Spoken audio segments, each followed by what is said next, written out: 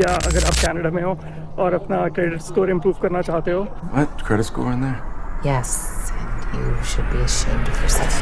तो इस वीडियो में आपको पूरी इन्फॉर्मेशन मिल जाएगी एंड टू एंड तक आपको क्या क्या करना है। और मैं वीडियो के एंड में एक बहुत ही सॉलिड बोनस टिप दूंगा, तो एंड तक ज़रूर देखना, जिससे आपको हमेशा अपना क्रेडिट कार्ड का स्कोर पता चल जाएगा और आपको ये भी पता चल जाएगा कि आपको क्या करने की ज़रूरत है अपना क्रेडिट स्कोर इम्प्रूव करने के लिए। काफ़ी सारी यूट्यूब वीडियोस हैं जिसमें लोग पूरी फुल डिटेल में इंफॉर्मेशन नहीं देते हैं, तो मैं आपको हर एक चीज़ बताऊंगा इसमें।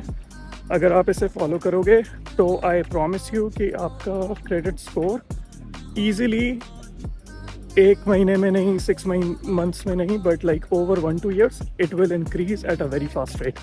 मतलब हर मंथ के साथ आपका क्रेडिट स्कोर बहुत स्पीड से बढ़ जाएगा। I got you.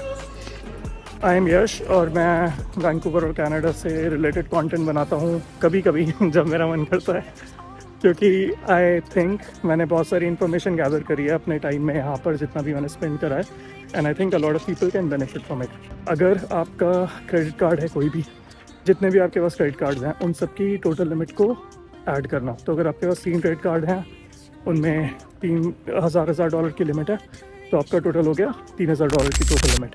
तो अपना जो भी आपका खर्चा है उसमें उसे आप कम रखना 10% से कम। लोग 30% कहते हैं मिनिमम, बट आप 10% से कम रखना।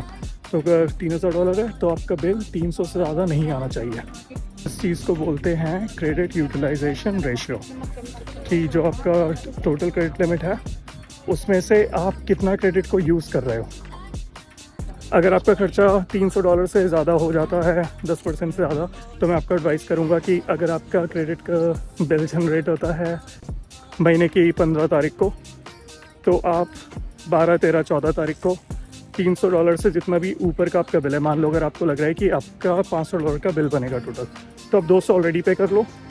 आपका जब बिल जनरेट होगा तो वो $300 का ही होगा, ठीक है। तो इससे क्या होगा कि आपका क्रेडिट यूटिलाइजेशन रेशियो 10% से कम होगा। दूसरी चीज़ है लेंथ ऑफ क्रेडिट, कि आपकी ये जो क्रेडिट लाइंस है वो आपकी कितने टाइम से ओपन है। तो अगर आप नए हो कनाडा में, ऑफ कोर्स आप कुछ भी नहीं कर सकते, आपको जस्ट वेट करना पड़ेगा। लेकिन मान लो आपको अगर यहाँ पर 2 से 3 साल हो गए हैं, टुवर्ड्स द एंड अवॉइड करो कि आप बहुत सारे क्रेडिट कार्ड अप्लाई कर रहे हो। उससे क्या होगा कि आपकी जो टोटल क्रेडिट हिस्ट्री है, जो टोटल क्रेडिट की एज है, वो कम हो जाएगी, क्योंकि एवरेज कैलकुलेट होता है। और ये गलती मैंने भी करी हुई है, क्योंकि मैंने क्या करा है, मैंने कनाडा आने के 1-2 साल के अंदर सिर्फ 2 क्रेडिट कार्ड यूज़ करे थे, और उसके बाद 3 साल के बाद मैंने 3-4 क्रेडिट कार्ड्स और ऑर्डर कर दिए।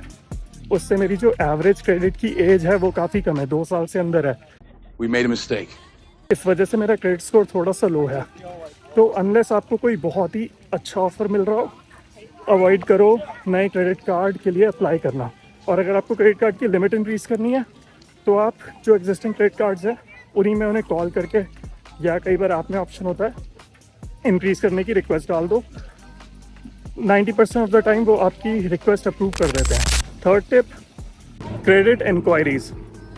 कभी भी अगर आप कोई फ़ोन ख़रीदते हो क्रेडिट कार्ड पे, या आप अपार्टमेंट शिफ्ट करते हो, या आप कोई कार ख़रीदते हो, तो जो भी जहाँ से भी आप ख़रीदते हो वो आपके क्रेडिट कार्ड पे एक चेक करता है। उस चीज़ को हार्ड इंक्वायरी बोलते हैं। उससे क्या होता है कि आपका जो क्रेडिट स्कोर है वो थोड़ा सा हिट करके लो हो जाता है कुछ टाइम के लिए। तो अगर आपको फ़ोन ख़रीदना है, ऑफ कोर्स कुछ नहीं कर सकते, बट आप अवॉइड करो क्रेडिट कार्ड्स फ्रीक्वेंटली ऑर्डर करना, क्योंकि अगर आप कोई क्रेडिट कार्ड ऑर्डर करते हो उसमें भी इट टेक्स अ हिट। वो एक हार्ड इंक्वायरी होती है आपके क्रेडिट स्कोर पे।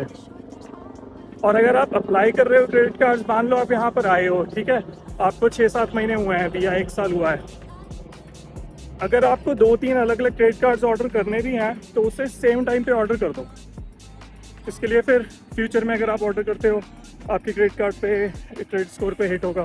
उससे बेटर है वो सारा एक टाइम ही हो जाए, और वो थोड़े टाइम के बाद 5-6 महीने जितने भी टाइम के बाद वो क्लियर होता है आपकी हिस्ट्री से, तो वो हो जाएगा। चौथा पॉइंट है कि आप कितना अमाउंट ओ करते हो अपने क्रेडिट कार्ड पे। तो अगर आप करेंटली डेट में हो, या आप अपने क्रेडिट कार्ड के बिल को पे नहीं कर पा रहे हो कंटिन्यूस लेवल पर, तो आप कोशिश करो कि जितना भी हो सके कि उसे पे करो। कई बार जब आप क्रेडिट कार्ड अप्लाई करते हो उसमें एक ऑप्शन होता है मिनिमम पेमेंट करने का, और मेरे ख्याल से वो क्रेडिट कंपनीज आपको सिर्फ बेवकूफ़ बनाने के लिए वो ऑप्शन देती हैं कि आपको लगता है अरे मैं बस मिनिमम पेमेंट कर दूंगा और it will not charge me anything, but वो आपको बहुत ज़्यादा अमाउंट चार्ज करते हैं बैलेंस में as a fee for not paying the entire bill. तो always always always pay your credit card bill in full. आप उसमें क्या कर सकते हो कि आपकी जो बैंकिंग ऐप है आप ऑटोमेटिक ऑप्शन लगा सकते हो कि जब भी आपका बिल पेमेंट डेट होगी वो ऑटोमेटिकली आपके जो चेकिंग्स अकाउंट है उससे पैसे लेके आपका पूरा बिल पे कर देगा। तो इस चीज़ को आप अप्लाई करो और अपने क्रेडिट कार्ड बिल को हमेशा फुल में पे करो। मिनिमम पेमेंट पे ध्यान भी मत देना कि मैं सिर्फ मिनिमम पेमेंट करूं। ये 30 से 35% आपका जो क्रेडिट स्कोर है इसी से डिफाइन होता है। तो always pay your bill in full.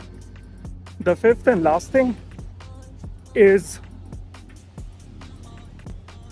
आप अपने क्रेडिट को किस तरीके से यूज़ कर रहे हो। अगर आपकी डिफरेंट लाइन्स ऑफ क्रेडिट हैं, जैसे पर्सनली मेरे पास एक पर्सनल लाइन ऑफ क्रेडिट भी है जो बेसिकली एक तरीके का लोन होता है जिस पे आपको तभी इंटरेस्ट चार्ज होता है अगर आप यूज़ करो।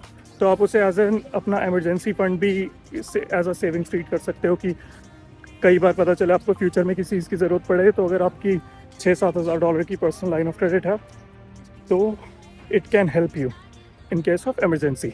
बट अगर आपके पास 6-7 क्रेडिट कार्ड्स हैं, how you are using them it matters a lot.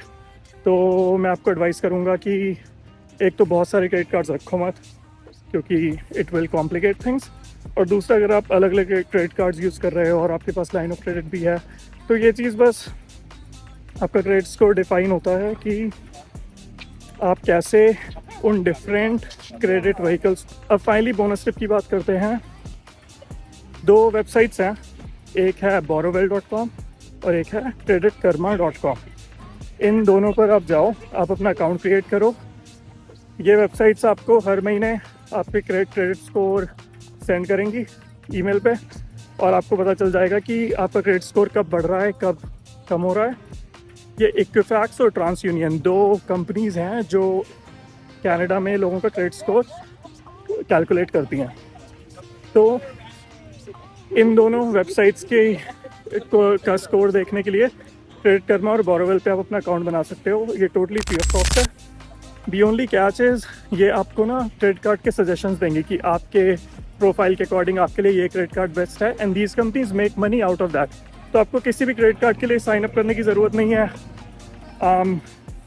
बस उससे आप यूज़ करो अपना क्रेडिट स्कोर देखने को और ट्रैक करने को। एक बहुत अच्छी चीज़ मुझे इसमें ये भी लगती है कि मुझे पता चल जाता है मेरी क्रेडिट कार्ड की एवरेज एज क्या है, या फिर कौन सी इंक्वायरी है मेरे कार्ड पे जो अभी रिसेंटली आई हुई है किसी वजह से, या तो मैंने नया फ़ोन खरीदा है क्या, तो सब पता चलता रहता है।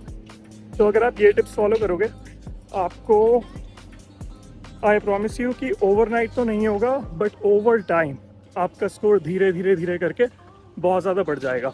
तो अगर हम रिकैप करें अपनी इस पूरी वीडियो को, तो अपना हमेशा बिल पूरा पे करो, बहुत सारे क्रेडिट कार्ड्स मत ऑर्डर करो, नए क्रेडिट कार्ड्स अगर आपको यहाँ काफ़ी टाइम हो गया है तो बाद में काफ़ी टाइम स्पेंड करने के बाद यहाँ पर मत ऑर्डर करो, अपना अवॉइड करो क्रेडिट कार्ड पे फ्रीक्वेंटली नई चीज़ें लेना। ऑल्दो अगर आपको फ़ोन वगैरह लेना है तो कोई दिक्कत नहीं है, बट फ्रीक्वेंटली हार्ड इंक्वायरीज आप जितना अवॉइड कर सकते हो अपने क्रेडिट कार्ड्स पे वो करो।